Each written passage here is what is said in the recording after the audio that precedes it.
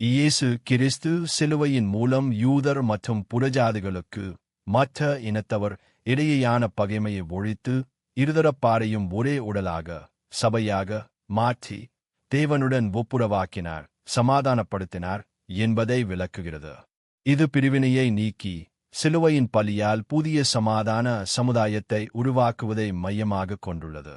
முக்கிய விளக்கங்கள்: பகையைச் சிலுவையினால் கொன்று யூதர்களுக்கும் புறஜாதிகளுக்கும் இடையில் இருந்த கட்டளைகள், சடங்குகள் மற்றும் பகை உணர்வை இயேசு தமது சிலுவை மரணத்தின் மூலம் அழித்தார். சிலுவையே பிரிவினையை நீக்கும் கருவியாக அமைந்தது. இருதரத்தாரையும் ஒரே சரீரமாக, யூதர் மற்றும் புறஜாதிகள் என்ற இரு வேறு குழுக்களையும் கிறிஸ்து தமக்குள்ளே ஒரே உடலாக, சபை அல்லது புதிய மனுஷன் இணைத்தார்.